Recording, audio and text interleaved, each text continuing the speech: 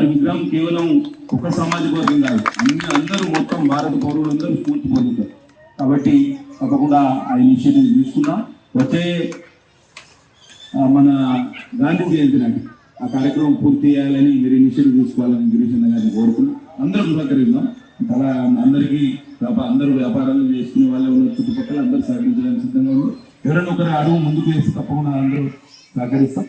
అట్లనే ఇవాళ గాంధీజీ స్ఫూర్తితోటి ఇవాళ మనం ఒకవేళ ఆయన నుంచి స్ఫూర్తి పొందాలి, ఆయన బాటలో నడవాలంటే ఆయన ఆ రోజు ఏదైతే పరిసరాల పరిశుభ్రత మీద ఎంతో దృష్టి కేంద్రీకరించారు. ఆ రోజు అసలు జనాలకు శానిటేషన్ మీద, పరిసరాల పరిశుభ్రత మీద కనీస అవగాహన కూడా లేకుండా జ్వరాల ప్రబలి కలరా డెంగ్యూ లాంటి విపరీత ధోరణులు ప్రబలుతున్న ఆ కాలంలోనే ఆయన స్వచ్ఛతా అభియాన్ను ముందుకు తీసుకోలేదు. కాబట్టి ఆయన ఆశయ సాధన కోసం మనం కృషి చేయాలంటే పెద్దగా చేయాల్సింది ఏం లేదు.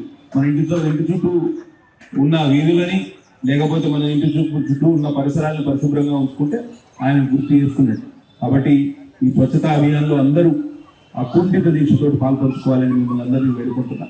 అట్లనే పొట్టి శ్రీరాములు విశ్వవిద్యాలయం తెలుగు యూనివర్సిటీకి కొత్తగా పొట్టి శ్రీరాములు గారి పేరు తీసేసి సురవరం ప్రతాప్ రెడ్డి గారి పేరు పెట్టడం నాకెందుకు అసెంబ్లీలో సిపిఐ సభ్యులు నా పక్కనే కూర్చుంటారు. కూనంనేని సాంబశివరావు గారు ఆ ప్రతిపాదన చేసినప్పుడు నేను పక్కనే ఉండి నాకు మాత్రం నచ్చనే లేదు. ఆ రోజు కూడా కొత్తగా స్కిల్ యూనివర్సిటీ పెడుతున్నారు, దానికి పేరు పెట్టుకోవచ్చు.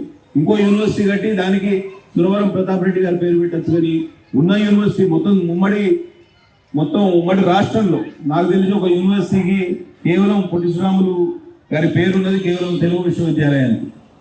అది కూడా తర్వాత పెట్టింది. ముందు తెలుగు విశ్వవిద్యాలయం అనే పేరే ఉండే, ఉమ్మడి రాష్ట్రంలో పెట్టుకున్న పేరు అది. కాబట్టి ఒక సామాజిక వర్గానికి ఆపాదించడం కాదు, ఆయన మొత్తం ప్రాణత్యాగం చేసిండు.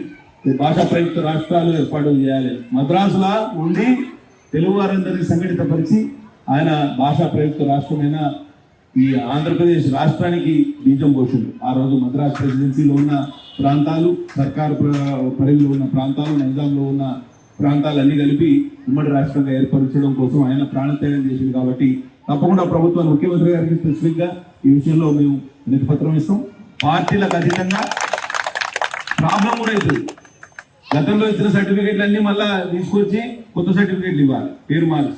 అది పెద్ద ప్రాసం, ప్రభుత్వానికి వ్యయ ప్రయాసాలతో కూడుకున్న వ్యవహారం కూడా. కాబట్టి ఆ పేరు మార్చే బదులు ఆ పేరును అట్లనే కొనసాగించాలి.